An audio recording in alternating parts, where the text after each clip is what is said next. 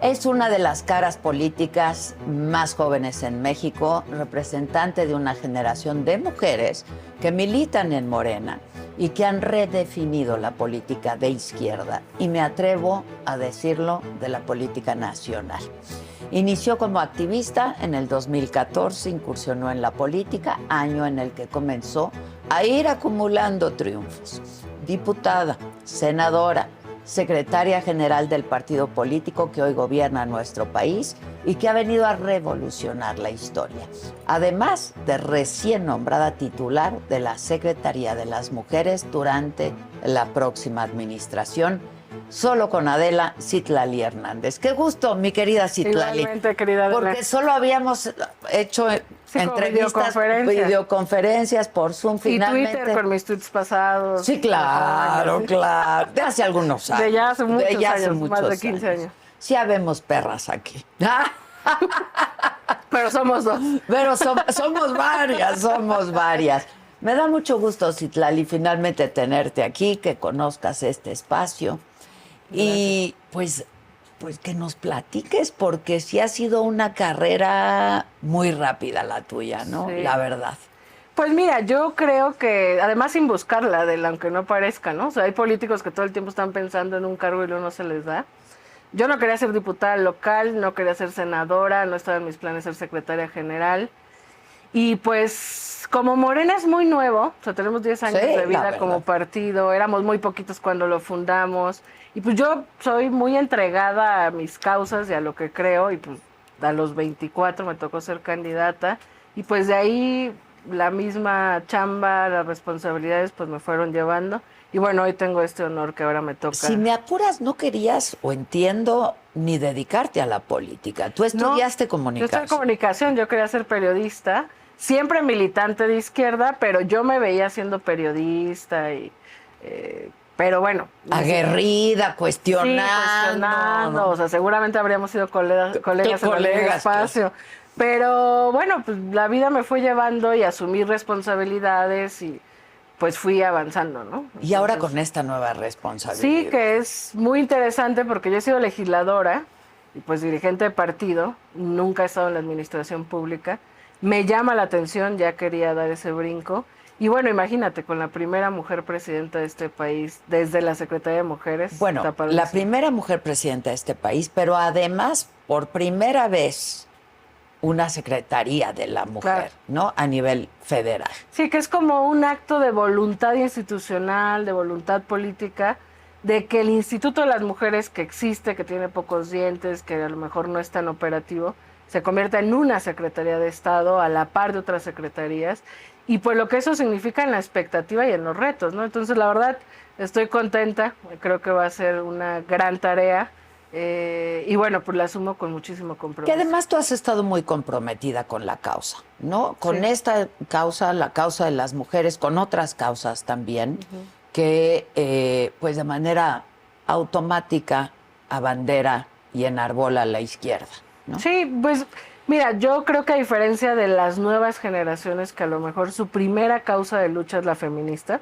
o sea, vivimos un momento de mucha efervescencia y mucho interés en esa causa, pues yo inicié militando desde otro lado, ¿no? Pero conforme avanzas, es inevitable no volverte feminista, porque pues encuentras puertas cerradas, la violencia existe, el machismo es una realidad, a las mujeres nos cuesta doble o triple muchas cosas, y bueno, pues yo siempre digo que soy feminista en aprendizaje constante, porque también no hay un solo feminismo.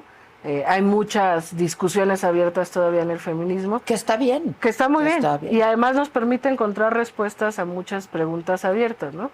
Pero tengo algo claro. O sea, hay un sistema patriarcal que oprime la vida de las mujeres, las más exitosas o las que están en peores circunstancias, todas las vivimos y hay mucho por hacer. Y yo diría que es hasta un cambio civilizatorio lograr que la lucha feminista avance. El mensaje es importante. Que el instituto se convierta en una secretaría, ¿no? Yo creo que sí, porque, a ver, las voces más críticas. Habla del compromiso que tiene, ¿no?, la presidenta electa, con las mujeres y es que sabe cuál es la expectativa, ¿no? También Justo de tener lo que una te iba a decir. presidenta mujer. O sea, las voces más incrédulas plantearán, bueno, qué bueno que hay una presidenta, pero eso a ver en qué se traduce en un cambio para las mujeres, ¿no? Sin embargo, creo que ha dado señales muy claras. El discurso ahora que tomó, recibió la constancia de mayoría, giró alrededor de una manera además muy interesante alrededor de la situación de las mujeres, de visibilizar a las invisibles. Y el mensaje de la creación de la Secretaría pues es fundamental, o sea, es decir, todo el apoyo institucional para atender desigualdades, discriminación, violencia hacia las mujeres. A ver, la expectativa es muy alta, pero el compromiso que ella tiene con las mujeres también, ¿no? Sí. Porque la exigencia va a ser brutal. Brutal. Brutal. Y cuando hay mucha expectativa nunca logras cumplirla. Sí, O sea, yo estoy convencida de eso porque en el gobierno no hay presupuesto que alcance, no solo es el gobierno federal, son 32 gobiernos estatales, es el aparato de justicia, los ministerios públicos, las fiscalías. Hay muchos avances sin duda en la paridad en este sexenio. Cada vez vemos a más mujeres empoderadas, pero no se traduce, que eso a mí algo que me llama mucho la atención, no se traduce en menos violencia hacia nosotras. O sea, nos siguen matando. O sea, pareciera que nuestra vivimos presencia en un México feminicida. feminicida. Entonces, la expectativa es alta, el compromiso de la doctora es enorme. Yo pienso que ella sabe lo que histórica, política y socialmente significa ser la primera mujer presidenta. El primer paso pues es la Secretaría de Mujeres y pues yo comparto esa expectativa, esa responsabilidad, por supuesto que me emociona, pero también pues no quiero fallar, ¿no? Yo creo que hay mucho por hacer y de la mano también de muchas mujeres, creo que es Y de muchos hombres que hay de aliados. muchos hombres, totalmente, y de hacerles también llamado a ellos, o sea, no es una lucha de géneros contra géneros, o sea, es una lucha pues, por la igualdad entre hombres y mujeres. Sí, yo siempre digo que no pertenezco a ninguna organización feminista, pero que cualquiera con un poco de sensibilidad, ¿no? Teniendo dos dedos de frente, es feminista porque se da cuenta de lo que pasa en nuestro país y en lo otros. vivimos. Y además hay gente, yo siempre digo, a veces las feministas pecamos de hablar del patriarcado, de conceptos que, si yo le digo a mi madre, ahorita vengo, voy a tumbar el patriarcado, no creo que le genere mayor sentido, ¿eh? Pero ella ha vivido violencias, ha resuelto sus violencias. O sea, yo creo que todas las mujeres, en el fondo, sin conceptualizarlo, hemos dado alguna lucha por vivir con mayor igualdad. O sea, tú misma, ¿no? Has sido quizás de las mujeres más visibles o que abrieron brecha en los medios de comunicación y me alcanzo a imaginar lo que eso ha significado en un medio donde hay mucho machismo también. Sí, sí, sin duda, ha sembrado, hasta la fecha. Ahora, hablabas de tu madre, háblanos un poco de ti, porque infancia es destino también, ¿no? Sí. Y vienes de una familia de izquierda, ¿a qué se dedican tus padres? No sé si tengas una familia tradicional y funcional, conozco pocas ya. Sí, conozco muy pocas. Son acción afirmativa. Exacto. Mira, pues sí, yo creo que tuve una infancia y una familia privilegiada. Mi padre es ingeniero, mi madre es química farmacobióloga. Casi todo el tiempo mi profesionistas madre profesionistas los dos. Mi padre siempre fue consciente, fue un militante, bueno, ni siquiera militante, un simpatizante de Cárdenas, de López Obrador. Entonces yo crecí en un ambiente politizado, que no político, o sea, mis papás nunca se han dedicado a esto. Y yo crecí, creo, con cierta sensibilidad social y por eso quería ser periodista. Otra serie de circunstancias me movieron, ahora sí que me chingué la rodilla y me cambié de carril. Así pasa. Pero yo diría que me asumo una persona privilegiada, nunca tuve ninguna carencia. Tengo un hermano mayor, 2 hermanas menores. Creo que crecí en una familia con muchos valores, con libertad. Y bueno, pues eso sin duda es parte, siempre me han acompañado, ¿no? Por supuesto, cuando fui diputada tuve todo el apoyo de ellos como candidata. De repente les daba miedo, ¿no?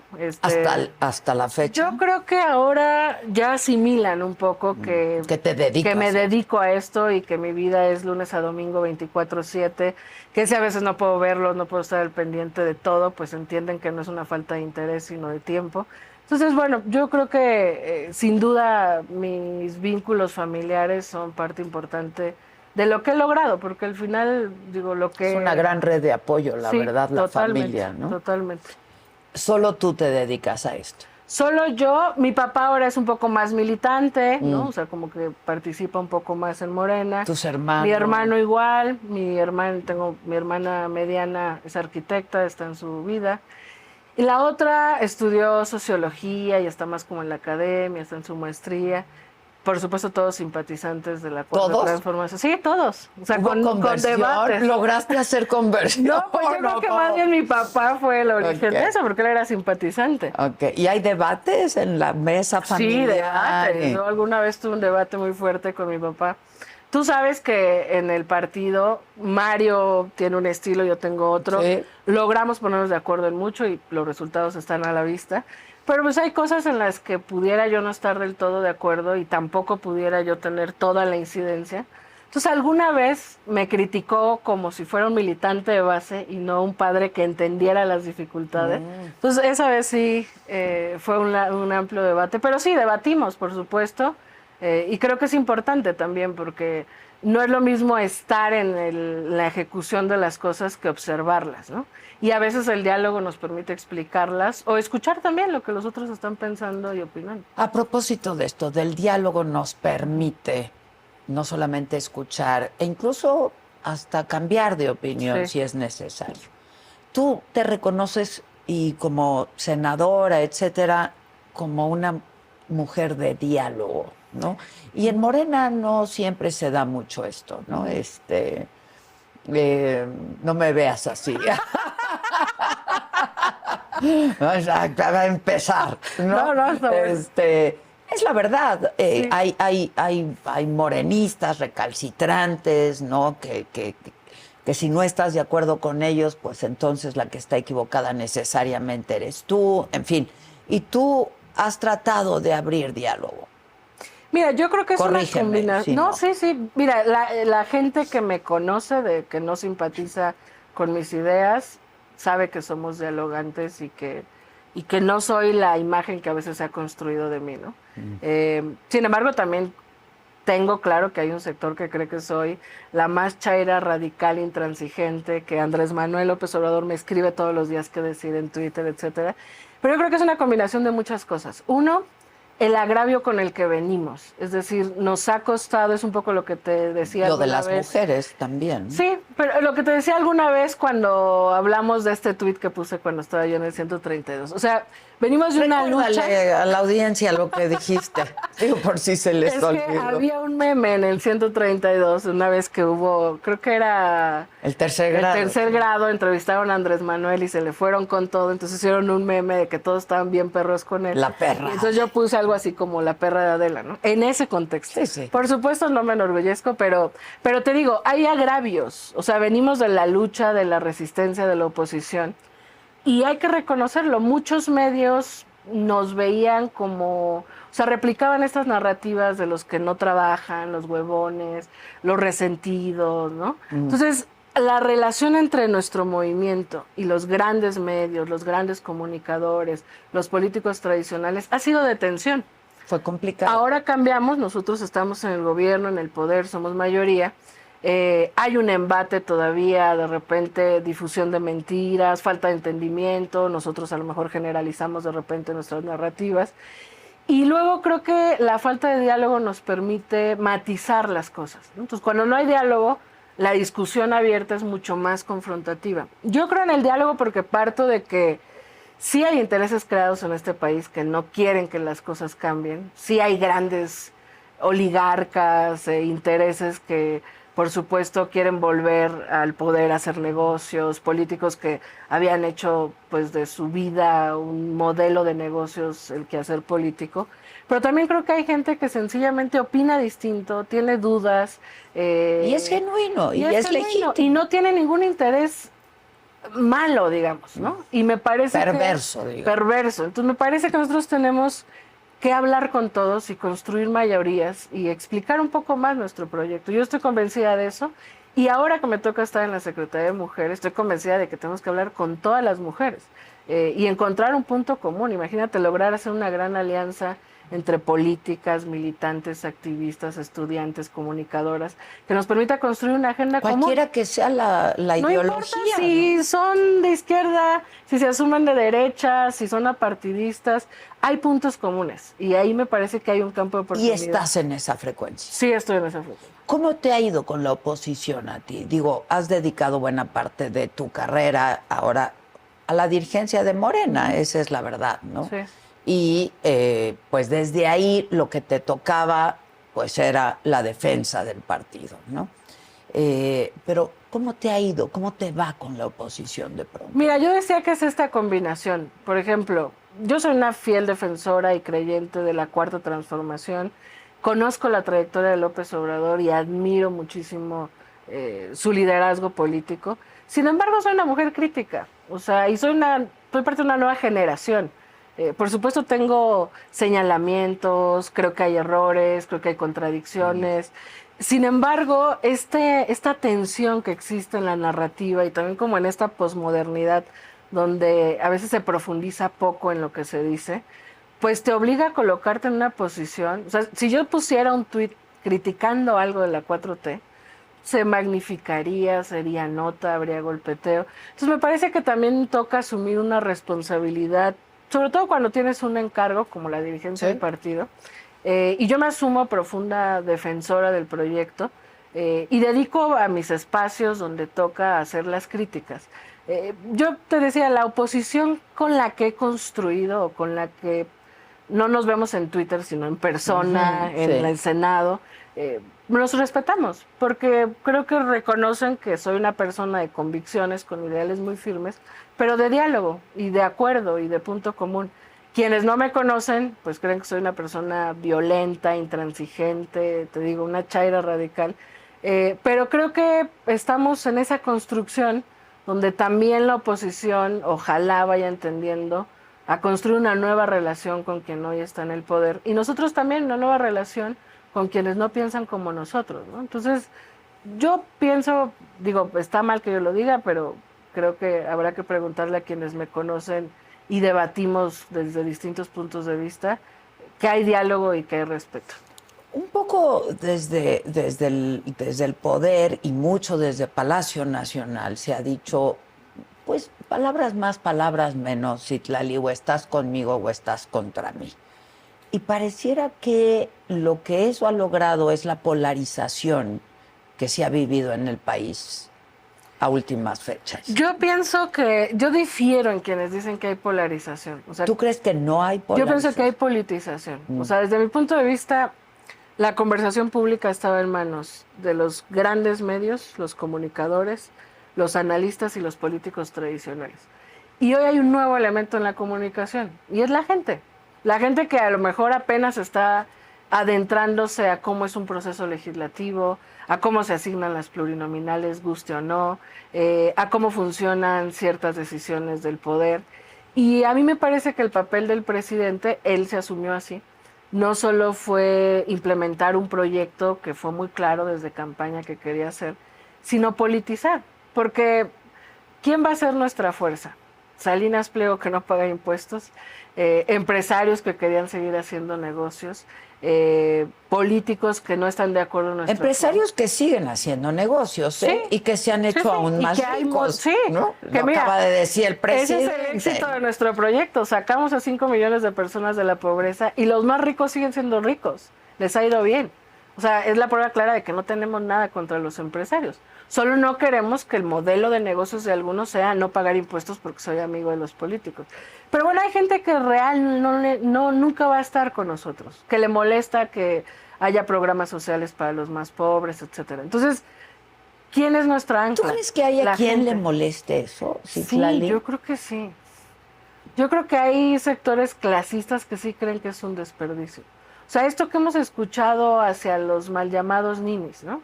Que además no se conoce el programa Jóvenes Construyendo el Futuro. No es como que les des dinero. ¿Qué ha dado resultados? Pregunto, porque sí, yo creo que hay que mejorar mucho. Yo cuestionaría mucho pero los resultados que ha dado eso. Porque se ha explicado poco, ¿no? O sea, se cree que se da dinero y ya. No, hay una capacitación, hay un acompañamiento, hay una búsqueda de que se contrate después del programa y hay cantidad de jóvenes que no estudiaban ni trabajaban y hoy están contratados, hoy tienen... Hay que, por supuesto, habría que profundizar el análisis y hay mucho que mejorar en el programa, pero regresando al punto, sí pienso que hay personas que les molesta que se le dé dinero a los pobres, ¿no? De manera despectiva. Asistencial. Porque se cree que es una dádiva y no una lógica de compensar o equilibrar un poco la balanza en la lógica de que nadie se quede Ahora, atrás. no son nuevos los programas sociales. Claro. Quizá haya nuevos programas sociales, pero no son nuevos los programas sociales. Han existido desde siempre, ¿no? Pero no hay intermediarios, no hay tanto intermediario. Y quizás habrá que buscar el número, no lo tengo ahora, es donde más presupuesto en este sexenio se ha destinado a los programas sociales, ¿no? Habría que ver los resultados también, sí. Los datos y los resultados. Sí, claro. Pero mira, ahí están, 5 millones de personas han salido de la pobreza. La doctora hace unos días nos decía, hay que sacar a más gente de la extrema pobreza, porque también, siendo realistas, sacamos a 5 millones de personas de la pobreza, pero en la extrema pobreza falta todavía mucho por hacer. Entonces, te digo, yo creo que el presidente genera debate público, esta conversación pública tiene que madurar, o sea, no niego que haya simpatizantes nuestros que a rajatabla asumen una postura y no abren la mente, digamos, a tener otra opinión, pero también es como la nueva conversación pública que se está dando y que nos toca a todos provocar que se madure. Pero eso también es por los tiempos que corren, ¿no? No solamente en nuestro país, es decir, los medios se han democratizado, las redes sociales, el periodismo, exacto, el periodismo se ha democratizado, todos son un reportero en potencia, ¿no? Esa es la verdad de las cosas. Y eso es por los tiempos que corren desde hace algunos años. Eso no es porque el presidente haya decidido que así fuera. Sí, se da en el marco de un contexto comunicacional intenso, en la política de la cancelación, el uso de los bots. O sea, es un momento... ¿Te han cancelado a ti? No, a mí todo el tiempo me cancelan, ¿no? Pues muy cancelada y te veo bien activa, ¿no? No, pero sí hay... Mira, yo desde que inicié el sexenio, yo siempre he sido muy tuitera, por eso hay tweets viejos. Sí, desde la perra de Adel. Así es. Pero desde el inicio del sexenio yo noté como hubo un ataque sistemático hacia mi cuenta con bots, ¿no?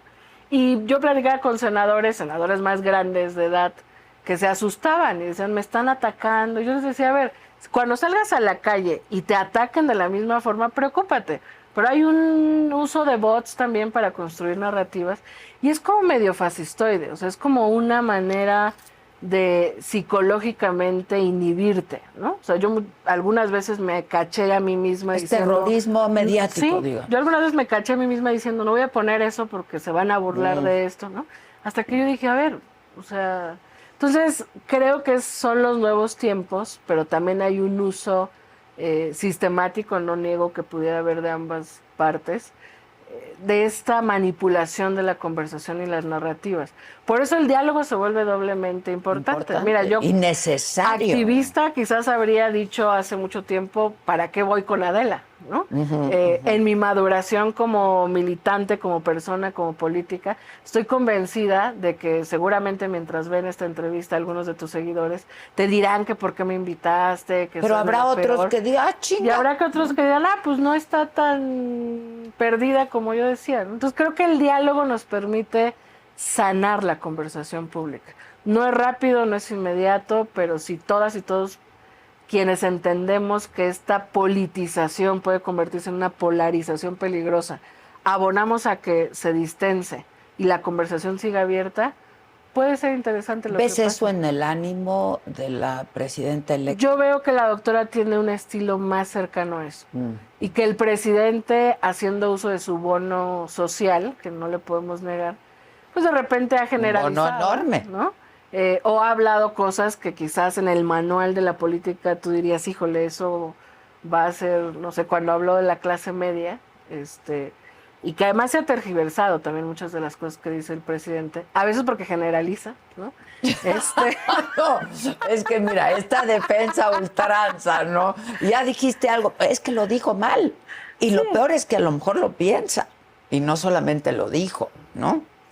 Pero bueno, él expresa lo que piensa y hay veces que pudiéramos diferir o compartir, pero hace uso de ese bono social porque lo que busca es provocar una conversación.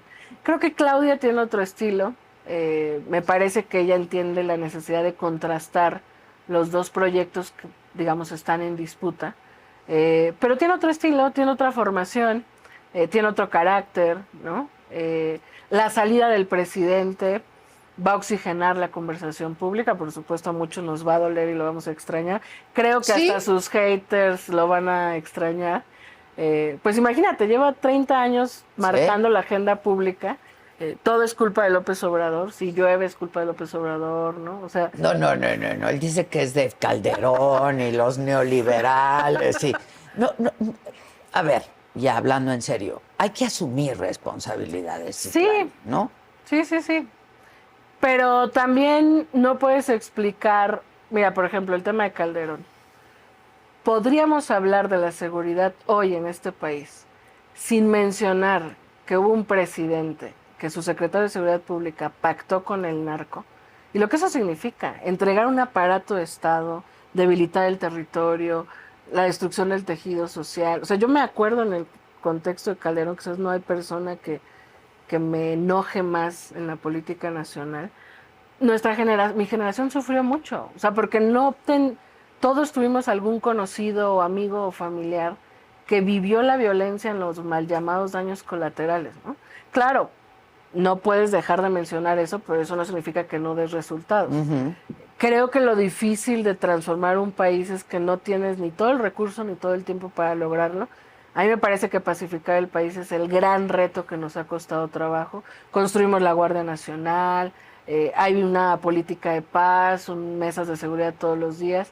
Y sin embargo, yo creo que todavía no vemos el mayor efecto del calderonato. O sea, yo pienso que pacificar este país va a tardar años y es doloroso porque la violencia que se vive fuera de nuestra burbuja chilanga también. Sí, claro. Es brutal, ¿no? Y tú no le puedes decir a la gente, oiga, espérame porque Calderón descompuso todo.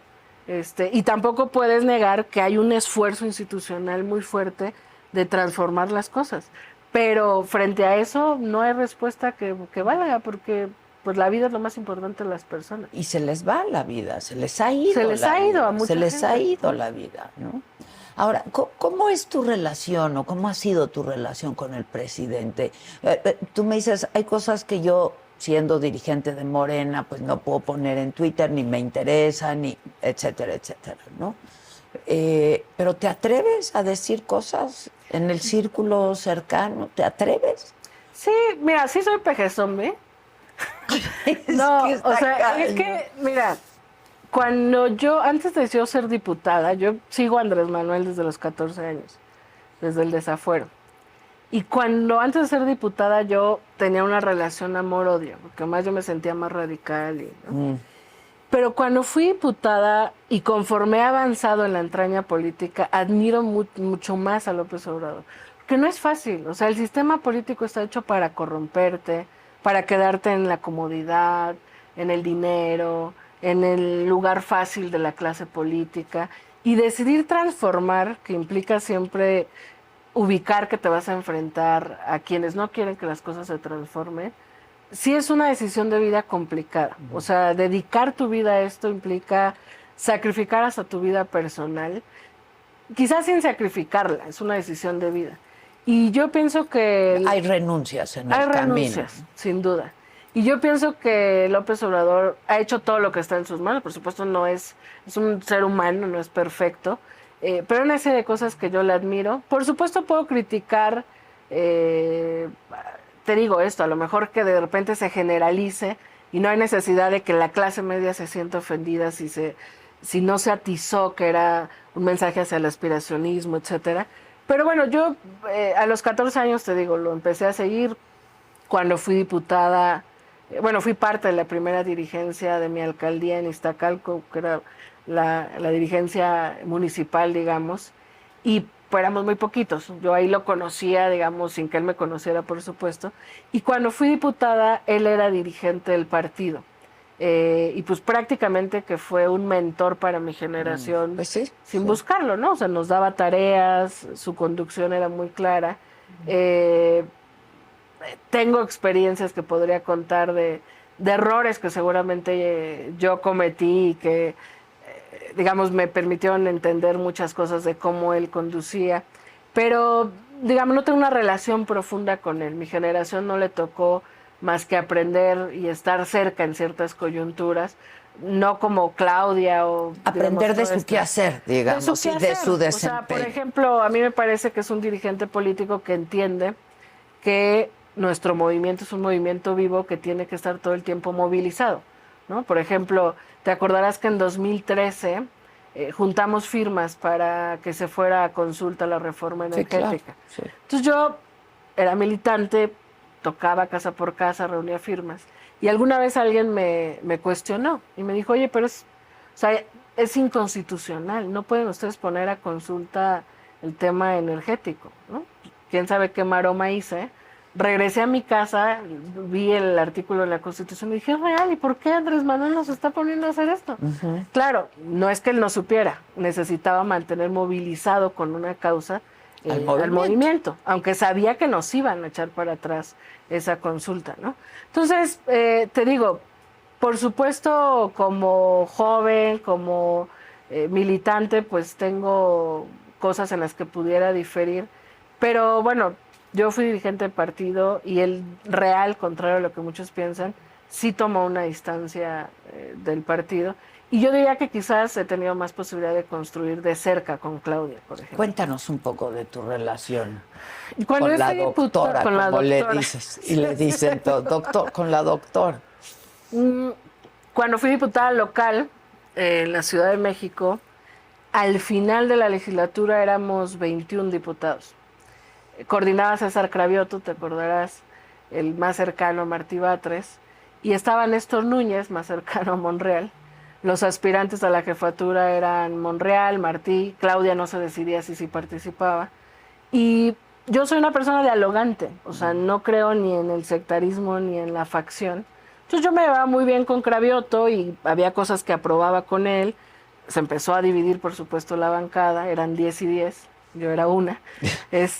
Y Néstor, generacionalmente hemos construido, somos amigos, mucho más cercano a Monreal. Había veces que yo coincidía con él y votaba en contra de lo que planteaba Cravioto al interior del grupo. Entonces, para la gente de Martí, yo era gente de Monreal, y para la gente de Monreal, yo era gente de Martí. Yo estaba esperando a que la doctora decidiera sí participar, me parecía que tenía mucho más estos elementos que por lo menos a mí me llaman la atención o me llamaban para apoyar a alguien a la jefatura de gobierno. Y fui la primera y única diputada, bueno, quizás después se sumaron otros, que apoyó a Claudia a la jefatura de gobierno. Formé parte, digamos, de las reuniones de apoyo para la interna, etcétera. Y luego cuando fui candidata al Senado, pues hicimos campaña juntas. Yo al Senado en la ciudad, ella a la jefatura de gobierno. Y pues fuimos construyendo una relación interesante porque yo sí creo que cuando difieres puedes compartirlo. Y pues con ella, Lo has podido. Lo he planteado. Y creo que escucha, ¿no? O sea, puede tomar en consideración o no. Incluso puede disgustarle quizás algo, pero sé que lo escucha y lo piensa. Entonces, y sabes que lo puedes decir. Y sé que lo puedo decir. Y yo alguna vez le dije, me gustaría construir contigo una relación en la que pueda decirte lo que pienso. Y la hemos construido así. La verdad es que para mí ha sido un honor estar cerca de ella. En la campaña, pues me encargó las coaliciones, que yo moría de nervios de que me saliera el plan C. Por eso defiendo tanto que no hay sobrerepresentación. Mira, si quieres ahora entramos a esa discusión. Acabo de entrevistar a Diego Valadez, que qué bueno que nos sigues. Qué bueno que nos sigues. De repente.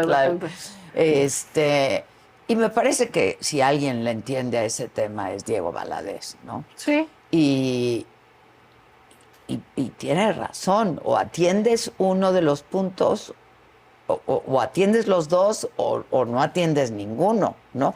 Pero si quieres ahorita hablamos de eso. Sí. Sígueme contando. Bueno, pues te digo, creo que conforme han avanzado las coyunturas, hemos ido conviviendo más, entendiéndonos, y bueno, ahora con el alto honor. ¿Cómo te invitó? ¿Cuándo te invitó? Pues mira, después, tú te acordarás que yo quería ir a la presidencia del partido. Sí, claro. La busqué para decirle que me iba a bajar, y entonces ahí me propuso ella el Instituto de las Mujeres. Yo tenía una propuesta clara también, que ha sido una decisión complicada porque las dos son grandes compañeras y dirigentes. Y pues luego había como en el ambiente esta discusión de si se iba a volver secretaría o no, la expectativa de varias compañeras. Aquí en la ciudad la convirtió en secretaría, sí, entonces claro, sentía que era natural. Y bueno, pues mantuvimos, me dijo piénsalo, pasó tiempo y me preguntó qué había pensado. Y al final acepté el Instituto de las Mujeres. Y después ya me dijo que se convertiría en secretaría, y ya hace unos días me dijo que fuera a su conferencia. Que ya ibas a ver el anuncio. Claro, en ese inter me dijo Clara, que estaba le dijiste? Pensando. Pues es que fíjate que... Fue difícil, pero bueno, Clara creo que lo entiende. Pues sí, digo, también formar parte, ¿no?, del gabinete de la primera mujer presidenta del país es... Mira, y además, pues somos parte de un mismo proyecto. Yo ayudé en la campaña en la última etapa a Clara. Clara es una mujer maravillosa, yo creo que va a ser un gran gobierno. Me emocionaba también ayudarle, pero yo vengo construyendo con la doctora hace tiempo, y la verdad es que creo que es un honor poder ayudar. Y el encargo, a las mujeres. El encargo, sí, porque además yo veo ese compromiso de la doctora con las mujeres, ¿no? Entonces, si me lo ha propuesto a mí, será por las consideraciones que ella ha tomado, y me parecía que ahí era donde tenía yo que ayudar. Entonces, bueno, pues he venido construyendo con ella y ha sido, la verdad, pues que seguramente vas a construir con Clara también. Sí, con Clara, bueno, o sea, somos, ¿no?, compañeras, y yo milito en la Ciudad de México, entonces seguiremos haciendo cosas, ¿no? Y cosas por las mujeres de la Ciudad de México, ¿no? Aunque se va a conservar la Secretaría de la Mujer en la Ciudad de México. Sí, totalmente, yo creo que sí.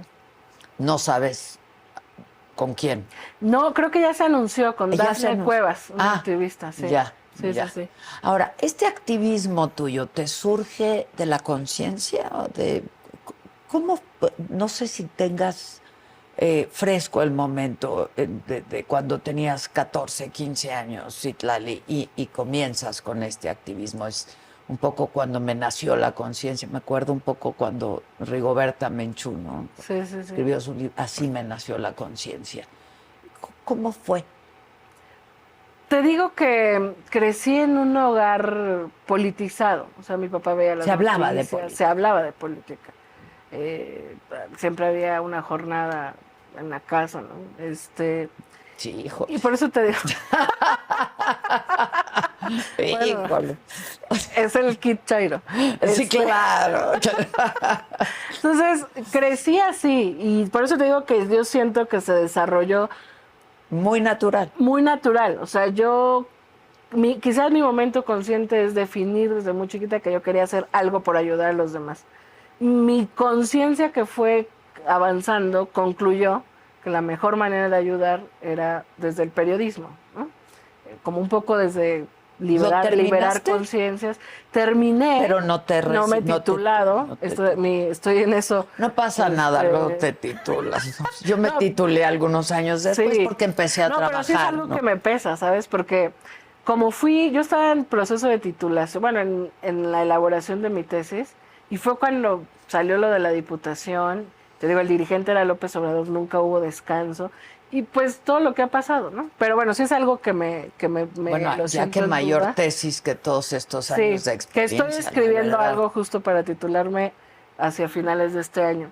Pero te digo, como que yo sentí que quería hacer algo por los demás. De chiquita, mis compañeros de primaria y secundaria, y quizás todavía prepa, recordarán que yo decía que quería ser la primera presidenta de México. Cuando fui diputada definí que no. No, ahora no lo pienso, no lo quiero. Y bueno, qué bueno que hoy tenemos a Claudia. Pero yo quería hacer algo por los demás, y esa era una definición que tenía. Me volví obradorista en el camino, y asumí las causas que se encontraron en la prepa, en la universidad. Hubo muchas razones para luchar o para hacer activismo cuando yo era más joven, ¿no? Entonces como que se fue desarrollando. Fíjate cómo ha cambiado la historia, Sí. ¿no? Que yo creo que yo nunca soñé ni pensé que yo hubiera podido ser la primera presidenta de México y que, Mira. no, digo, te llevo varios años, Poquito. entonces, sí, poquito, y que pues las generaciones, las nuevas generaciones, sí sea un deseo, ¿no? Y que sea accesible. Es que, ¿sabes qué? A mí Y que sea realizable. me llamaba la atención la política. Quizás sin mucha conciencia, pero yo decía, o sea, veía a Rosario Robles, a Amalia García. Ayer eran vi a muy Amalia poquitas, García, por cierto. muy poquitas. Y para Beatriz mí, Paredes. Beatriz Paredes. Y para mí las admiraba porque llamaba la atención que eran poquitas. Y ya no. A Beatriz la respeto y hay cosas que le admiro. A Amalia también, su trayectoria. A Rosario también, digo, con sus críticas. Pero me llamaba la atención. Y por eso, como yo, esta mezcla entre el activismo y me llamaba la política, decía eso. Te digo, ya no, ni lo cuento casi porque... Pero lo ven realizable, ¿no? Digo, es que era como un reto. Era porque un me gran parecía reto, increíble ¿no? ver a mujeres en muchas cosas. Claro. Pero qué padre va a ser que en este sexenio para muchas niñas sea claro, algo muy normal. muy normal, ¿no? Sí, eso está muy interesante. Ahora, esto de ser aspiracionista, porque yo creo que todos tenemos derecho a querer, a desear, ¿no? Explícame a qué se refieren con ser un aspiracionista vulgar, ¿no? Mira, yo pienso que es la diferencia entre... O sea, no es una crítica Es más, a perdón que aspirar. te interrumpa, pero no solamente creo que tenemos derecho, tenemos obligación. Claro. ¿no? Sí, como porque personas, somos como arquitectos humanidad. como humanidad, ¿no? A desear, a querer, a superar, a ambicionar. Hay que quitarle un poco el estigma a esta palabra de ambicionar, sobre todo en las mujeres, ¿no? Sí, yo concuerdo contigo y yo diferenciaría entre tener ambiciones y aspirar a una mejor vida. Creo que sería un error que alguien no lo hiciera. Y el aspiracionismo. Quizás el aspiracionismo está cargado de ideología, la frase. Por eso no se logró entender quizás de la mejor manera. O sea, para nosotros aspiracionista es la persona que no le importa nada, ni la vida de sus cercanos, ni pisotear al otro, que no hay ningún valor de por medio por tal de tener algo más, ¿no? Y tener dinero y, ¿no? ¿Cuál es la concepción en la que yo comparto que el presidente plantea? Se puede ser feliz con lo básico. Y hay gente que podrá decir, digo, él es muy austero, realmente lo es. Hay quienes decimos, pues sí la austeridad, pero a lo mejor hay cosas que sí nos gusta comprar. Y no te hace... Y no pasa nada, ¿no? No y te más hace si es peor persona, con tu con propio tu dinero. Pero el tema del aspiracionismo es eso, o sea, la persona que de verdad no le interesa, es como una posición muy individualista. No le interesa lo que en el camino se avienta para lograr lo que sea. ¿A Esa quién es la se crítica, lleva en el camino? ¿no? Esa es la crítica, o sea, y esta manera de no preocuparte por los demás, porque yo sí creo que tenemos que ser mucho más colectivos, o sea, jalar a los que están, digo, no es una responsabilidad si no es tu causa, pero estoy convencida de que tú, seguro, a quienes están en peores condiciones, les ayudas un poco desde una posición... Un mucho. ¿no? O un mucho. O un mucho, créeme. Adoptas a Maca y esa gente. No, mira. Pero eso, y en lo que puedes. Y en lo que puedes. Y sin obligación, con una vocación solidaria. Sí, claro. El aspiracionista no es solidario, al contrario, aplasta. Entonces, creo que un poco es esa la discusión que él buscaba generar de su visión humanista, ¿no? Ya. ¿Y tú a qué aspiras? Sí, pues claro. yo me siento enormemente privilegiada. Tengo 34 años. Sí, la verdad. He sido diputada, senadora, dirigente de mi partido, voy a ser secretaria de Estado. aspiro a ser feliz y a hacer bien las cosas y a trascender. No te preocupes, ya se te va a pasar, ¿eh? En cuanto te des cuenta que es una imposibilidad, se te va a pasar. Bueno, se van rompiendo mis ilusiones en el camino. Pues, ¿qué te digo? Eso de ser feliz, no digo, tengo mi teoría sobre eso. Hay momentos de felicidad, de alegría, de emoción, hay momentos de tristeza. Momentos. La felicidad no es es un una imposibilidad lógica. Totalmente. ¿no? Pero sí puedes ser feliz. A ver, puedes ser satisfecha, yo vivo plena. con satisfacción. O sea, cada encargo que he tenido, he hecho lo mejor de mí. Seguro habrá errores, habrá cosas que habría hecho distintas, no lo sé. Pero estoy tranquila y yo aspiro en lo más profundo. Soy consciente de lo que represento, ¿no? Tengo 34 años, soy mujer, parte de una nueva generación que quiere hacer política distinta a pesar de resistencias propias y extrañas, y aspiro a abrir camino y a dejar un legado en el poco o mucho núcleo que tenga a mi alrededor y a empujar a una nueva generación a cosas distintas. Tienes mucho espacio ahora desde donde vas a estar, ¿no? Sí. Mucho. Y eso es lo que yo quiero. O sea, imagínate, mi mayor deseo desde pequeña es ayudar a los demás. Y como yo le digo a mi equipo, nos pagan por ayudar, o sea, por cosas que haríamos gratis, ¿no? Entonces yo estoy muy feliz por eso, porque hago lo que me gusta y además tengo un ingreso. Y si logro jalar y abrir camino a más mujeres, a una nueva generación, yo me daré por satisfecha. Y además creo que podré retirarme a tiempo porque aceleré un poco mi proceso. ¿Pero quisieras? No creo. Pues, ¿tienes vida personal? Intento. O sea, es que hay momentos, por eso te digo que admiro mucho al presidente, porque hay momentos difíciles en los que yo sí he pensado, bueno, pues yo no quiero vivir de la política, no pasa nada si me retiro y me voy a estudiar una maestría, a vivir una vida más tranquila. Pero también la política es un poco adictiva, ¿no? O sea, ya estás dentro y tienes ganas de seguir haciendo cosas. Entonces, en algún momento sí espero que mi vida sea un poco más tranquila y más equilibrada. O sea, hay otras cosas que te gustaría hacer. Sí, mira, yo soy fotógrafa, extraño mucho hacer fotografía. Y lo hiciste durante un tiempo, sí, lo hice ¿no? durante un tiempo y tengo ahí cantidad de archivos fotográficos como en bruto. Extraño leer, me gusta mucho leer. Lo que te gusta, ¿no? ¿Qué te gusta pasar leer? Tiempo, pues de todo, novela, ficción, sigo leyendo como periodismo. Es que uno de pronto tienes que leer lees lo que tienes que leer y no lo que te gusta y no leer, lo que disfrutas. Claro, sí. Y en algún momento sí me gustaría dedicarme más a la comunicación. Pero pues yo me dejo que la vida me lleve y vamos asumiendo lo que ¿Qué ha sido de todos estos compañeros activistas con los que empezaste y con los que compartías causas? Pues mira, algunos siguen, han terminado por coincidir, primero a regañadientes, pero han terminado por coincidir en Morena o en gobiernos de Morena. Otros están en organizaciones, otros se quedaron más en lo académico, otros decidieron renunciar también. Hay mucha gente que es frustrante, ¿no? O sea, yo sí hubo un momento en el que creí que nunca íbamos a ganar la presidencia y que la decepción iba a ser muy fuerte. Con Andrés Manuel. Yo decía, si en el 18 no la ganamos, o sea, me voy del país y ya, o sea, rompo la ilusión. O sea, con el país. Pues es que imagínate, Adela, cuando fue el fraude del 2006 yo tenía 16 años. Fraude que no han podido comprobar, pero bueno. Yo he hablado con magistrados que eran secretarios de acuerdo y demás en esos momentos y que reconocen que sí hubo cosas raras. Pero pon tú que no fue fraude. Yo sostengo que sí y tengo elementos.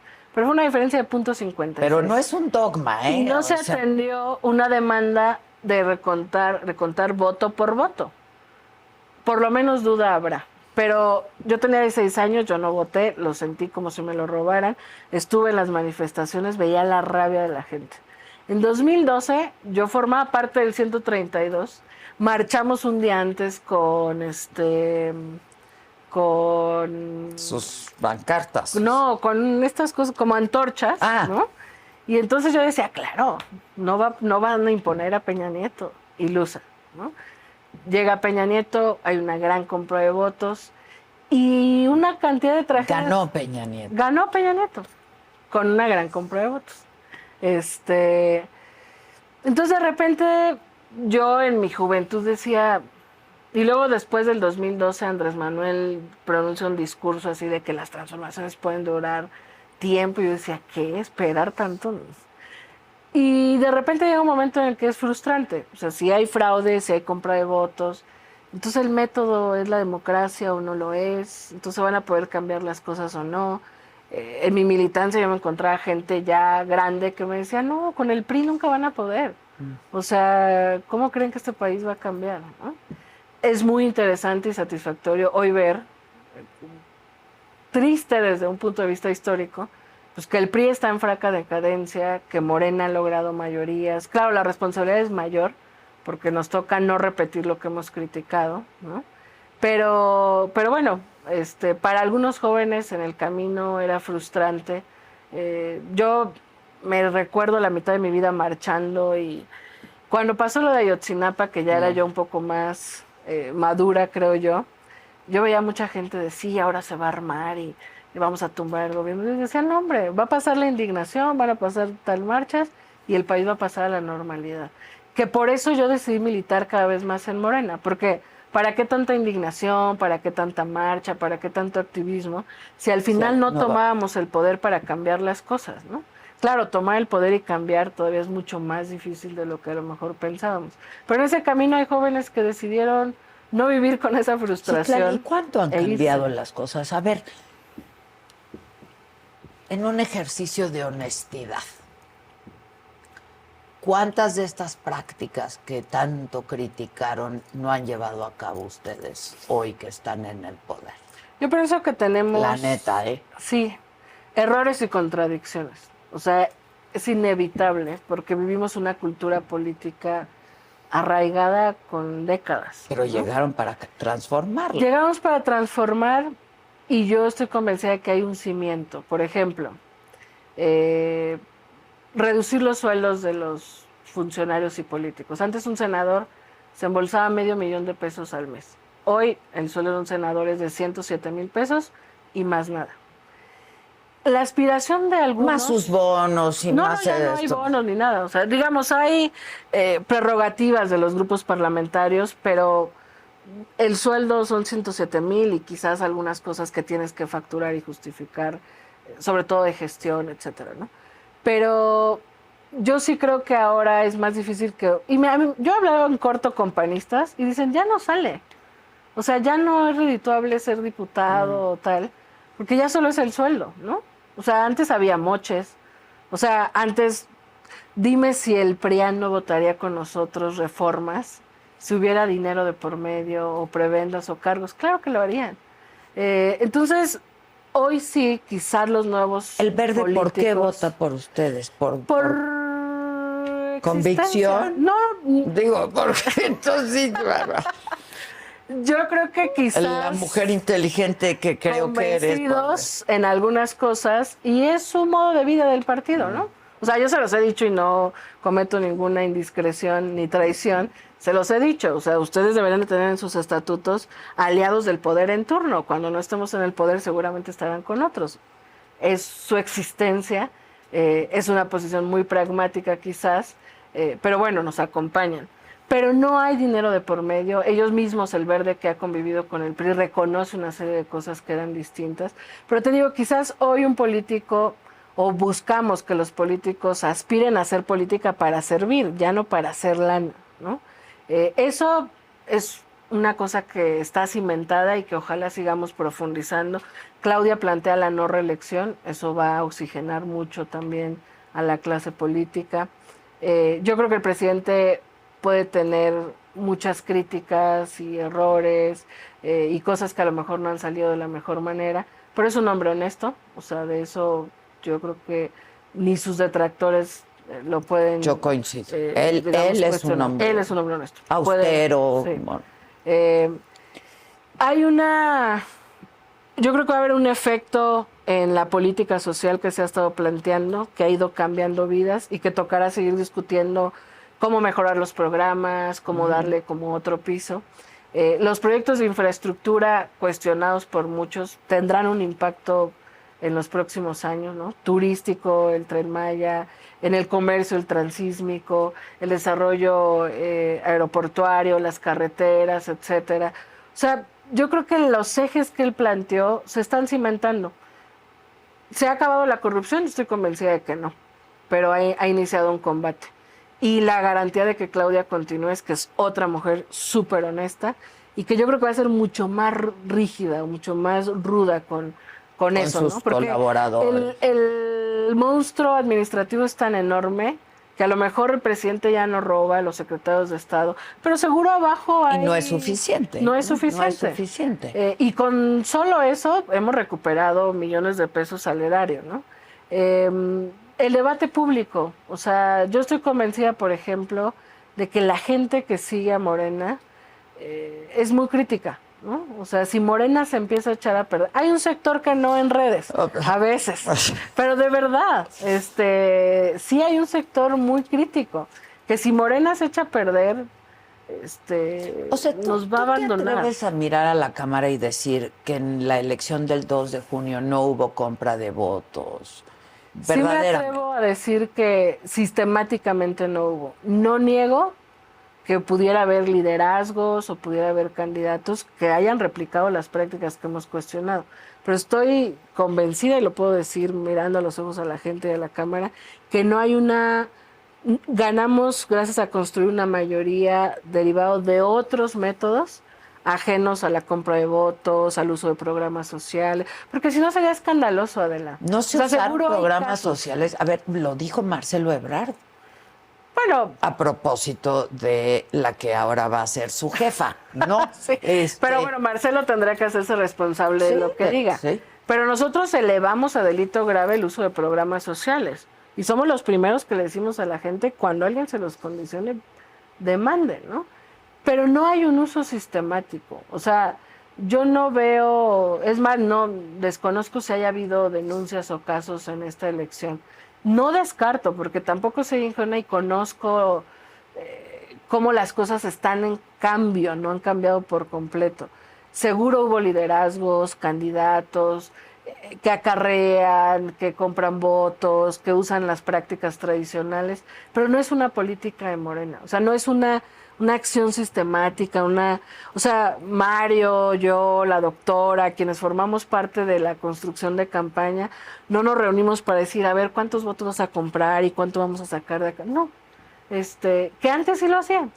Yo eso creo que mientras la voluntad arriba continúe distinta y abajo la gente siga cuestionando que las cosas no se repliquen como antes, lo que en medio se vaya cambiando va a ser mucho más sencillo. Si arriba no hay voluntad y abajo no hay crítica, va a ser difícil que las cosas cambien. Pero sí creo que hay muchos errores, hay muchas contradicciones, hay una cultura política que sigue entrañada y hay gente dentro de Morena que no está dispuesta a cambiar las cosas. No, y hay gente que ha entrado a Morena, ¿no? ¿Qué piensas de eso tú, que iniciaste con el movimiento, ¿no? Que a cambio de, pues casi entregar su estado, hoy forman parte de los cuadros de Morena? Hay personajes que se han sumado en la coyuntura electoral, que por supuesto en el fuero más interno no nos encanta, ¿no? Porque no es como que se borre su pasado. Pero yo pienso que el movimiento está tan sólido que no nos desdibujamos. O sea, 2018, nos aliamos con el PES. En el Consejo de Morena se votó 3 veces, porque Morena votó en contra de esa alianza. Era una alianza pragmática, electoral, necesaria. Nunca perdimos la esencia de nuestros principios y proyectos. O sea, nunca hubo reparo para que Morena votara a favor del aborto en algunos congresos locales. O sea, son alianzas que se suman, no nosotros nos sumamos a ellos. Igual acá tocará que Murat, Erubiel, una serie de cuadros que se sumen, entiendan que Morena es distinto y que la invitación es generosa, pero a construir ya diferente. Y yo he escuchado a muchos de ellos decir, bueno, las cosas ya cambiaron, nos toca hacerlo distinto, porque no es que no lo sepan hacer distinto y no es que no sepan que hubo abusos del poder en otro tiempo, ¿no? Sin embargo, cuando el sistema es así, pues todo el mundo se fue convirtiendo en eso. Creo que el reto de nosotros es eso, no replicar los viejos vicios del poder, esta práctica política que también hemos, porque si no sería una gran derrota, o sea, llegar con una expectativa de cambio y replicar lo mismo. Insisto, hay errores, hay contradicciones, no ha cambiado por completo, pero ¿Te has yo sentido noto decepcionada? Es decir, ¿tú crees que hoy tenemos un México mejor, un país mejor, Sí, que sí, lo creo. vivimos mejor, que como dice el presidente, somos más felices que hace unos 6 años? Sí, La lo verdad. creo. Sí, sí lo creo. Porque, mira, Estamos más sanos, mejor educados, somos menos corruptos. yo sí creo que el país está cambiando y que estamos mejor y que no es tan fácil cambiar de fondo muchas cosas, ¿no? La salud, la educación, bueno, hay mucho por hacer todavía en la Qué educación. bueno que no he oído mencionar a Gatell últimamente, porque entonces sí ya... Pero sí creo que es un país mejor. ¿Sí? Y Más sí pienso más que democrático. más democrático. Sí pienso que es un país con más expectativa de futuro. Que hay quienes son incrédulos todavía, lo entiendo, pero también hay una mayoría que sí cree que las cosas van mejorando. También, a ver, 80 años de una misma política contra 6, o sea, también habría que ser un poco más justos en el juicio, ¿no? Pero yo pienso que al futuro y a la distancia, y ojalá en 10 años podamos conversar que aquí. me toque verlo. No, que por supuesto te va a tocar. Toque verlo. Volteemos atrás y digamos, pues mira, tuvieron errores y hay cosas que no me gustan, pero no puedo negar estos avances. Yo estoy convencida que si en 10 años nos vemos y hacemos ese ejercicio, sí podremos reconocer muchas cosas. Porque muchas cosas se están cimentando. Mira, es como lo de la Guardia Nacional. Construir una nueva figura policíaca. ¿Es por generación espontánea? No. O sea, nos dimos Nada cuenta es que por nada. generación espontánea. O sea, una carrera policíaca mínimo tiene que tener 4 años y tu sexenio y tu gobierno dura 6. Entonces hay muchas cosas que se están cimentando. ¿Tú no crees que se desaparecieron cosas que no debieron de haberse desaparecido de un plumazo? ¿Cómo qué? Pues muchas, la Policía Federal, muchas. Yo pienso que nos falta explicar a veces. La Policía Federal está corrompida en su gran mayoría. Pero también el ejército, pero también... ¿Pero qué haces? Mira, el presidente dice que la política es elegir entre inconvenientes. Tienes una Policía Federal corrompida, vinculada al crimen organizado, no toda por supuesto, con una serie pues ya de vínculos establecidos desde García Luna. Tienes un ejército más disciplinado y tienes la Marina también con otra formación. Decides crear una nueva fuerza policíaca con una convicción de sumar civiles. Te das cuenta que para que los civiles estén listos por lo menos tienen que pasar 4 años. Y entonces, ¿qué haces? Dices, espero a que los civiles estén listos, o tomas lo mejor de la Policía Federal, lo mejor de la Marina, lo mejor del Ejército, los más rápidos civiles que o se quitas capaciten. a los corruptos, Citlali. ¿Dónde ¿Pero están cómo los lo corruptos logras? en la cárcel? En esta administración, ¿dónde están? Bueno, hay varios en la cárcel y varios que libera el Poder Judicial, por eso la reforma del Poder Judicial. Sí, no, bueno, pero no necesariamente son los jueces los que los liberan. Esta declaración de ayer del presidente de qué bueno que se fueron a paro porque entonces no habrá jueces que liberen criminales. A ver, Pero mira, ¿quién mete a la cárcel a un corrupto? El Poder Judicial. O sea, al Ejecutivo le toca iniciar un proceso, y hacer una denuncia. Y hay cantidad de casos que el presidente ha expuesto. Bueno, pero en hay 6 fiscalías, años. hay ministerios públicos, ¿no? Claro. Que tienen que armar Pero hay expedientes es que yo les creo- toca investigar. Pero es que, ¿sabes qué? Yo creo que no dimensionamos la corrupción sistemática que hay. Y por supuesto en 6 años no se ha combatido. O sea, he visto cantidad de casos. De verdad que hay dinero de por medio para liberar criminales, para tomar una No lo sentencia pongo en distinta. duda. Pero ¿tú crees que con esta reforma judicial va a dejar de pasar? No creo, pero creo que O sea, inicia yo la creo que democratización todos del Poder coincidían Judicial. en que había que hacer una reforma judicial. ¿Esta es la mejor reforma judicial? No sé si sea la mejor, pero es la que estamos proponiendo ya en lo este sé. momento. Ya lo sé. Y la mejor que se ha logrado construir, derivado de una necesidad de hacerlo. Mira, es que, ¿cuál es el temor? Muchos dicen, te escuchaba hace rato, va a estar vinculado el crimen organizado, va a haber más presiones. Hoy hay presiones. O sea, y yo lo digo abiertamente y lo he dicho cantidad de veces. ¿Quién elige, por ejemplo, a los magistrados electorales hoy en día? El Senado. Y emitimos una convocatoria y hay criterios de elegibilidad y los Pero están entrevistamos. representados todos los partidos políticos. No, pero sí, pero haces entrevistas. A mí me ha tocado, es una de mis frustraciones en el Senado, las designaciones. Haces entrevistas, escuchas grandes perfiles, y tú tienes a 10 que dices, quien sea de estos 10 son los mejores. Y resulta que la Junta de Coordinación Política, que está integrada por los coordinadores de cada grupo parlamentario, se pone de acuerdo para la terna, y muchas veces no son ni de esos 10, es de los 10 peores. Y entonces nos ofrecen una terna derivado de una negociación de cuotas y cuates. Ah, tú gobiernas Jalisco, tú pones el magistrado. Ah, tú partido X gobiernas tal, tú pones el magistrado de tu estado. Y entonces eso es lo que elegimos, cuotas y cuates. ¿A quién van a responder esos magistrados? Al senador que lo puso, al gobernador que lo empujó. ¿Qué va a pasar ahora?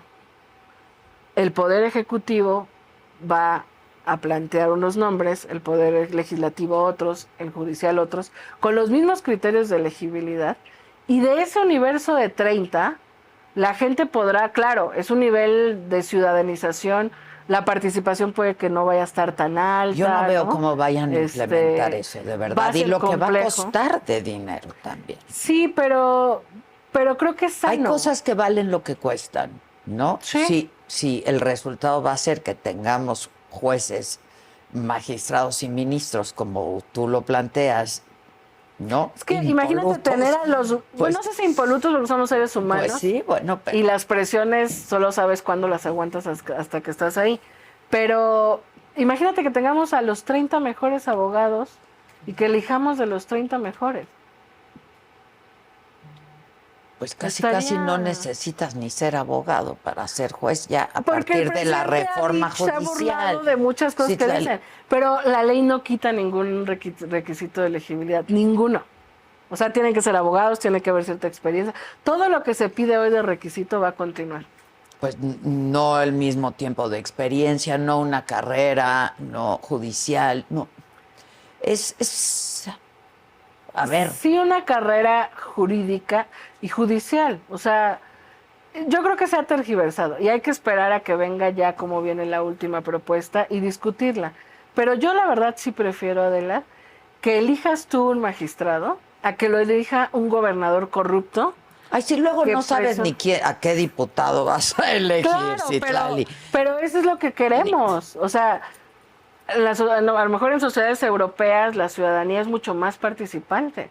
Sí queremos otro nivel de participación ciudadana. ¿Va a ser mañana, va a ser pasado? No. O sea, he escuchado que dicen va a haber elecciones todo el tiempo. Pues sí, a lo mejor va mientras logremos homologar, pero en Estados Unidos eliges tu representante y a la par eliges un juez y al mismo tiempo hay un plebiscito. O sea, hay que construir otro nivel de participación ciudadana. Insisto, hoy lo vemos en el presente y nos generan dudas algunas cosas. Ojalá a prospectiva, en el futuro digamos, mira, si funcionó. Hay otra ciudadanía más politizada, más informada, más participante. Es una apuesta, como tú dices, no hay un antecedente. Yo no sé si sea la mejor. Podríamos discutir años y a lo mejor tener una mejor reforma, pero ahorita una voluntad política y un mandato de la gente. Va a sonar muy chairo, pero a mí la gente me ve en la calle y me dice, les dimos la mayoría, ahora sí sáquenlo. Entonces, sí hablamos de una reforma del Poder Judicial. No les dieron la mayoría que ustedes quieren tener con la sobrerepresentación, Citlali. Sí, no, es que yo voy a defender esa... No, sí, ya sé, traes tu discurso muy bien armado, pues si ya te he entrevistado al respecto. No, pero mira, todas las veces que se han asignado plurinominales, se ha asignado con la misma fórmula. O sea, son 300 diputados por mayoría. Pues quien gane, gana. y 200 para asignar. Derivado de la votación que se tiene, hay una fórmula muy clara que está en la Constitución y se le aplica esa fórmula y Morena tiene, o sea, Morena no tiene su mayoría calificada. Es la suma de Morena, PT y Verde. Y así construimos la coalición y así lo dijimos públicamente. Y quizás ni yo, mira, yo tenía mucho temor porque yo decía, ¿qué tal que si un sector alto de la población sí hace diferenciación del voto, ¿no? Y es que sí la hizo Citlali. Pero no, sí la hizo. No, ahí están los resultados. O sea, la mayor votación de Morena la tuvo Morena, diputados y senadores. Sí, bueno, pero quieren más. Un poco lo que me decía Diego Valadez, ¿no? Digo, yo aprendo de quien entrevisto, porque yo no, por eso los entrevisto y es mi curiosidad y mi ansia y deseo de saber el que hace preguntar. Pero y si hubieran sido 5 partidos y no hubiesen sido 3, pues se hubieran llevado el 80%. Y si hubiesen sido más, pues el 90%. ¿Eso te parece democrático? La gente no votó por eso, Citlali. Es que la democracia no puede ser a modo de nuestras filias y fobias. No, o sea, exactamente. Mira, ¿tú por qué estás en la filia? No. Yo no estoy en la fobia. Yo no estoy en la fobia, pero... Pues, pero a ver... No me hace sentido. Mira, esa es una de mis cosas que me llama la atención de la narrativa mediática. Cuando fue el Pacto por México, lo decía la otra vez que estábamos con Triana y contigo, toda la narrativa mediática era qué bueno que los partidos se pongan de acuerdo. ¿Cuál era el Pacto por México? La gente votó por separado, por el PRI, por el PAN, por el PRD, por MC, y todos decidieron que iban a aprobar un paquete de reformas y que todos los votos iban a estar al servicio de eso. ¿Eso es democrático? Pues sí, porque se pusieron de acuerdo los partidos, la pluralidad, hicieron política. Pero pudiera ser una farsa, porque no dijeron antes en campaña que harían eso. Nosotros siempre dijimos que queríamos una mayoría, lo más cercano a la calificada, y tenemos muy claro para qué.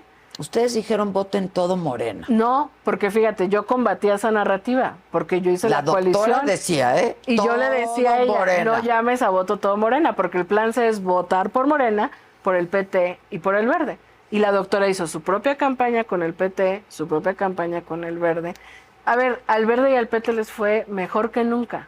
¿Sí? ¿Por qué? Porque hicieron una gran campaña, porque cambiaron. No. Porque la gente sabía, o un sector sabía, que votando también por el PT y por el Verde, nos ayudaba a tener más diputados y más senadores. Es una estrategia en el marco de la Constitución y de la ley. O sea, yo lo que digo es, no podemos presionar al INE y a los magistrados a que tomen una decisión distinta a la que han tomado en la historia de la composición de representación proporcional. Hablábamos con Triana, ¿te acuerdas del espíritu? Sí. De la sobrerepresentación. Pero ¿por qué del espíritu de la ley. Cuando en el 2015, en el 2000... Porque el espíritu era que no un solo partido en el poder, o no solamente quienes están en el poder se queden con todo el pastel. Ese era el espíritu. Que las minorías estuvieran representadas. Yo creo que el espíritu era que las minorías estuvieran representadas. Pues sí. Y están representadas. O sea, no tengo ahora el dato exacto. Le estás quitando a unos por los que sí votaron para dárselos a otros. No, porque mira, de 300 distritos, la mayoría votó por nosotros. 247, si no me equivoco. 247. Vamos a tener 80 pluris.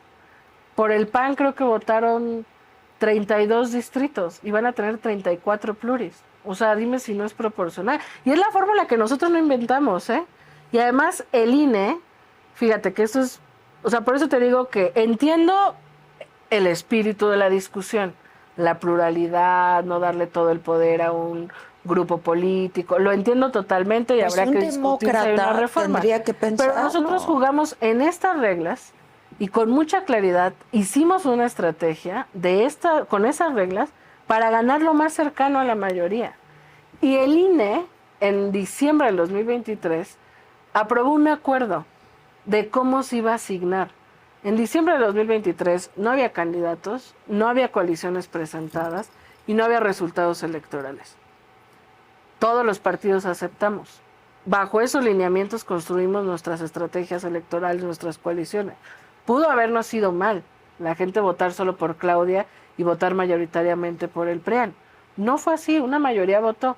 Si hay una discusión de fondo, entiendo el espíritu, pero lo que es real es que hoy legalmente y constitucionalmente esta asignación de pluris es correcta. Bueno, yo a los constitucionalistas que he consultado dicen que Sí, eso pero no porque dice están la movidos por sus Constitución. fobias. También hay constitucionalistas, hay magistrados. Bueno, el propio Lorenzo Córdoba decía, siempre lo hemos hecho así. Y así es como está, aunque profundicen sus críticas ya de la pluralidad y de esto. Pero Ciro Murayama, Lorenzo Córdoba lo han dicho en algunos momentos, así se ha asignado. Si el PRIAN no cambió la ley también, pues qué. Entonces, bueno, ¿Te preocupa algo? Dice, tú me decías, es que la política es adictiva, en tu caso personal, ¿no? Dices, pues ya me quedé haciendo política. Sí, bueno, es que Y dicen que el poder es todavía más adictivo que todo esto. ¿No te preocupa lo que pueda pasar? Sí me preocupa que fallemos. Yo creo que es la máxima preocupación cuando quieres hacer las cosas bien. Pero muchas voluntades ponemos todo nuestro esfuerzo para que no sea así, para que esos errores, esas contradicciones se aminoren. Mira, me decía hace tiempo alguien que le da miedo que Morena termine convirtiéndose en el PRI todopoderoso. La buena noticia es que Morena es un monstruo en términos de su composición diversa. El PRI era institucional, ¿sí? Y lo que decía el presidente, el militante Partido de la o Revolución. sea, disciplinado. A veces quisiéramos nosotros tener más disciplina, no a ese nivel. Morena no, o sea, Morena, su presidente de partido opina una cosa, su secretaria otra, se ponen de acuerdo por el bien común.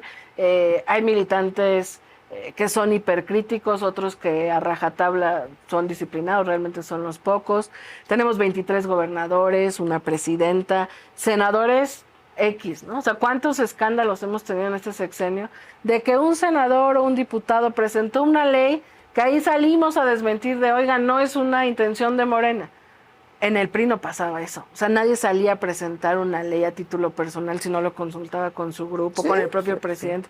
La ventaja es esa, que la composición de Morena es distinta. Es un movimiento, mucha gente que no venimos de otras expresiones partidistas, otras que sí vienen de otras experiencias, gente que lo queremos hacer distinto hasta el final de nuestros intentos, gente que no quiere cambiar nada. Y hay una discusión abierta, viva, y eso me parece que nos va a permitir que no haya cuidar Sí, y por lo menos no caer en el riesgo de que todos a rajatabla vayamos como una gran fuerza y un gran poder unificado para algo, aunque sea un poder para... O sea, yo de verdad me considero demócrata y yo sí espero que la oposición o surja una nueva, o madure, o entiendan que necesitan nuevos cuadros, nuevos discursos, porque por el bien del país, por el bien de la democracia y de la pluralidad, y por el bien del país, ojalá tengas razón, ¿eh? Sí. Yo creo que todos queremos que les vaya muy bien y que le vaya muy bien a nuestra primera nueva presidenta. Y sí creo que tiene que haber contrapesos, porque la tentación del poder pues, claro, es muchísima, ¿no? Entonces, pero también de verdad que creo que hay mucha buena voluntad en la gran mayoría y queremos hacer las cosas bien y sabemos que no podemos fallar, porque el PRI gobernó 70 años, el PAN 12, nosotros tenemos menos tiempo de tolerancia, por eso la crítica hacia nosotros puede ser mayor. Es más, hay más politización. Porque la expectativa del presidente López Obrador era enorme, cambio ¿no? enorme, ¿no? Y una no narrativa profunda.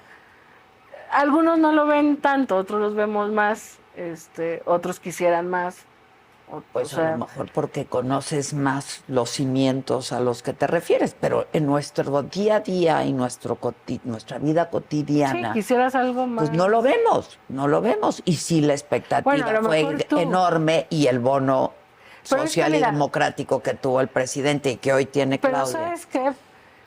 Yo creo que ahí es donde difiere un poco como de algunos comunicadores. Tu modo de vida es distinto al de la mayoría de la gente, incluso el mío. Sí, sí. Hay lugares donde nunca había llegado un programa social, donde nunca había llegado un camino, una carretera, donde nunca había ido un presidente, donde nunca había llegado un intento, no digo que completo, de fortalecer clínicas. O sea, esta lógica de por el bien de todos, primero los pobres, yo sí creo que esta transformación está iniciando con los más pobres. Y como te digo, Y ellos creo lo que ven nadie quizás podría más estar que en tú y yo, desacuerdo de eso, ¿no? porque duele la pobreza en este país, duele. Y a propósito de las mujeres, y yo ayer hablaba de eso, ¿no? Una mujer indígena pobre, o sea, Sí, tiene la una persona triple más pobre de condena, este ¿no? país es una mujer indígena con discapacidad. Exactamente, y es una triple condena y es terrible. Y yo creo que pues todos queremos que se atienda esa problemática, ¿no? Yo sé que hablo desde el privilegio y siempre lo he dicho, ¿no? Y han sido también muchos años de estar trabajando y trabajando y trabajando, y yo te puedo hablar por mí, las mujeres han sido siempre mi causa, siempre, Sí, sí. desde hace muchos años, y también me surgió de la conciencia y de la necesidad, por Sí, de tu supuesto, realidad cotidiana. de mi propia realidad, ¿no? Y yo no quisiera más que le fuera muy bien a quienes hoy gobiernan, por el bien de todos, ¿no? Sí, sí, Por sí. el bien de todos y primero los pobres, sin Y tu duda. voz, y tu voz crítica es importante. Y Porque esta desigualdad es ofensiva, ¿no? Es indignante, es ofensiva, es triste, es dolorosa. Ojalá que quienes la vivían y hoy no la viven puedan decir, yo sí estoy mejor que antes. yo pienso que no es suficiente, Adela, que por supuesto, y además 2 años de pandemia complicaron muchos planes, pero sí creo que vale la pena medio dimensionar que quizás la gente más pobre lo siente mejor. Mira, al inicio, a mediados del sexenio me subí yo a un Uber, y un señor me decía, estoy ahorrando porque cuando sea el Tren Maya quiero ir con mi familia. Era simpatizante. Y me decía, yo noto el cambio en mi vida. Yo antes compraba un café del carrito y hoy me alcanza para un café del Seven. Me alcanza porque ahora mi hijo tiene beca, va en la prepa y ya yo tengo un ahorrito. Ese simple ejemplo que puede ser para ti, para mí, quizás nada. Pues no, sí es Es una importante. realidad. O sea, el señor estaba feliz porque pudo comprar un café quizás más caro, más rico, no lo sé, porque su hijo tiene una beca y quizás una tranquilidad de que su hijo va a estar becado 3 años para terminar su prepa. Insisto, para algunas realidades eso puede significar nada, pero para ese señor era emocionante. Y yo creo que así hay cantidad de historias. Insisto, no es suficiente, falta mucho. Seguro, si nos metemos a buscar y tan errores, es así que existe. volvieron a votar por Pero ustedes, la gente ¿no? tiene la confianza de se volcaron. que lo podemos seguir haciendo bien. Y yo creo que Claudia va a hacer un gran gobierno. Quienes vamos a integrar el gabinete pondremos todo el empeño en ello. Y por eso te digo que la oposición es importante, porque a mí me hubiera gustado tener una oposición 6 años que nos dijera, ese programa social está mal implementado. Y no que dijera, dejen de darle dinero a los pobres. Sí, ¿no? O sea, la oposición tenía que haber planteado sobre el gobierno, sobre la política ejecutada. Y no, Andrés Manuel es un dictador. Están instaurando el comunismo. ¿Qué es eso? O sea, ojalá este sexenio haya una oposición que diga, la Secretaría de Mujeres se está equivocando en esa política pública. O hay corrupción en esa secretaría. Había voces que lo dijeron, hubo voces. Sí, pero muy minoritarias. No era la narrativa preponderante en la oposición. Por ejemplo, mira, del Senado yo admiro, me cae muy bien, reconozco que es un buen panista, de Hernán Cepeda. También, por ejemplo. Vi una entrevista, por cierto, que le hiciste muy buena. Pues es una voz en el desierto, en el PAN. Sí, desafortunadamente. Y es un hombre que dice, en esto acompaño, en esto no estoy de acuerdo, esta propuesta tiene buena intención, incluso pero está mal con su propio partido, ¿eh? Con su propio partido. Con su propio partido. Y esas son las voces que uno quiere escuchar cada vez con más fuerza. Pero la preponderante fue, están destruyendo las instituciones y la dictadura y el comunismo y los comeniños. La gente no les cree, ¿no? Pero bueno. Oye, a propósito de escándalos, los hijos del presidente, ¿no tendría que estar en el mejor interés del presidente y de quien gobierne este país en que se aclare este tema, este asunto? Pues sí, el presidente lo ha dicho, ¿no? si el presidente tiene como un acuerdo entendido, creo yo, con sus hijos de que de ellos no meterse a hacer política hasta que él se retire. Ya se va a retirar. Habrá que ver qué deciden los tres, si entran a la política más o no. Pero el presidente ha sido muy claro, ¿no? Se le ha dicho, hay señalamientos de negocios, de corrupción, etcétera. Si quieren ellos hacer política, tendrán que aclararlo. Pero y si no, también, ¿no? Pues sí, también. Sí, Pero sí. nadie lo está investigando. Pues mira, ha habido una carta de algunos de ellos, ha habido respuestas, ¿no? Yo creo que es un tema delicado, ¿no? Señalar a los hijos del presidente de hacer negocios o de tener conflictos de intereses. El problema justo es que la discusión se vuelve poco seria. O sea, por un lado, Latinus haciendo reportajes sin muchos sustentos de mi punto de vista, y por otro lado, la negación total desde nuestro movimiento, porque confiamos en el presidente, en la educación que le dio a sus hijos, etcétera. Habrá que ver si alguien propone pero una como discusión dijo el más presidente seria. una vez, yo solamente puedo responder por mí y yo te diría, y por Jesús. Yo ¿no? también creo genuinamente en que el presidente es honesto. Conozco a los hijos del presidente y también creo que han estado bajo ataque. Y tocará que ellos den mayor respuesta, quizás con más contundencia, si no ha sido así, pues de las acusaciones que han tenido, ¿no? Oye, ya sé que te tienes que ir, pero pues tienes un gran encargo y yo creo que vamos a estar muchas voces, pues pues no sé si cuestionándote, pero sí atentas, muy atentas. Ojalá no tengamos mucho que cuestionar y que hagas muy bien la tarea, pero parte de hacer bien la tarea es escucharnos, ¿no? A todas las mujeres. Hay mujeres con una enorme experiencia en esto. Totalmente. ¿No? De políticas públicas, de acciones afirmativas, etcétera, etcétera.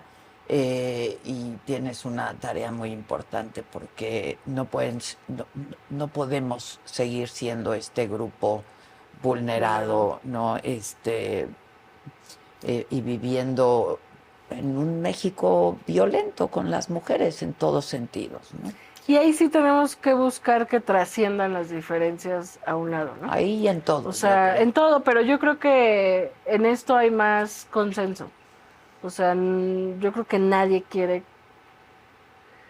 esté sano, que las mujeres vivan violencia, ¿no? Y que o sea, yo pienso mucho en las niñas, en las hijas, en las sobrinas, en las nietas. O sea, todo mundo quiere que sus hijas vivan una mejor realidad, o sus sobrinas, o sus nietas. Entonces, yo creo que se puede hacer a través del diálogo, una alianza amplia entre mujeres que nos vayamos acompañando. ¿Cuáles van a ser tus primeros pasos a seguir? Pues mira, lo primero es, queremos hacer construir una gran red territorial, que se le entregue una cartilla de derechos a todas las mujeres del país y una manera de ejecutarlos. O sea, que una mujer sepa, bueno, yo tengo derecho a esto. Ir hasta los lugares más recónditos, estos son tus derechos. Estos son tus derechos, de esta manera puedes exigirlos a nivel municipal, estatal, nacional. La doctora quiere iniciar el sistema público de cuidados con las jornaleras, con las maquiladoras de Ciudad Juárez. Y estoy yo junto con mi equipo armando como un diagnóstico más regional, estatal, como para plantearnos objetivos concretos. Por ejemplo, no son las mismas realidades. No son las mismas. Por ejemplo, si en Tlaxcala la trata ha aumentado tanto por ciento, pues ponernos el objetivo de que en Tlaxcala la trata disminuya cierto porcentaje. Y entonces una actuación de la mano de las autoridades de justicia en Tlaxcala y de la gobernadora, y ¿no? Si en Tinguindín el gran problema de las mujeres es que no hay empleo, pues ir ahí y hacer una labor para emprender, para dar empleo, autonomía económica, como ponernos algunos objetivos de esos grandes indicadores, ¿no? Si en Guerrero es donde más mujeres analfabetas hay, pues de la mano la Secretaría de Educación, hacer una labor que alfabetice, como ponernos algunos metas así regionales y estatales que nos permita decir, las mujeres en tal lugar padecían esto y hemos disminuido tanto. Y estamos armando justo en estos días. ¿Tú ibas, has ido a las marchas? Sí, claro, feministas? toda la... ¿Y la titular de la Secretaría de la Mujer va a ir a las marchas? Sí, no, yo voy a seguir yendo, y lo que eso implique, porque hay un sector que nos ve pues, como las feministas institucionales casi traidoras, ¿no?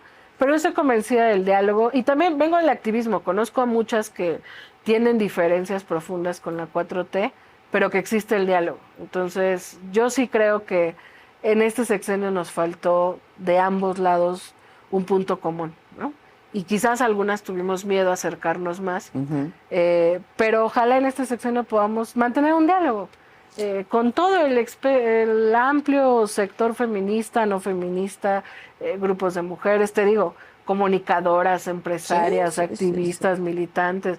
Podemos construir una agenda muy padre. A mí me emociona muchísimo poder hacerlo. A mí también, y ver una mujer joven. De ti se dice que eres muy aguerrida, recia, fuerte, dura. ¿Sí eres todo eso? Sí, pero también soy muy blanda, muy ¿Eres sensible. una mujer sensible? Sí, yo creo que hacia afuera tengo una imagen. Soy súper dura y súper firme con mis convicciones y principios. No tengo nada que valga más en mi vida, más que eso y mi palabra. Pero soy una persona súper sensible, súper si lloras tranquila. de repente. Sí, claro, cuando las cosas duelen, pues uno llora, ¿no? Pero soy una persona sensible y muy tranquila. O sea, la verdad es que me da hasta risa que a veces se crea que soy más dura de lo que soy. Pero me ayuda en este mundo patriarcal. Para muchos, sirve. sí, sirve. No, es que se necesita de la sensibilidad también para este encargo, ¿no? La empatía, la sensibilidad. Sí, yo me considero una persona sensible, con firmeza, pero con mucha sensibilidad. Pues te deseo mucha suerte. Muchas gracias. En esto y en lo que venga. Muchísimas y siempre gracias. Me gusta mucho platicar. Gracias, igual. Gracias. Además ya nos llevamos mucho tiempo. Sí, ¿verdad? Pero muchísimas gracias. Dejamos para la próxima. Gracias, Citlali. Gracias. Y a ustedes, como siempre, gracias por su atención y compañía.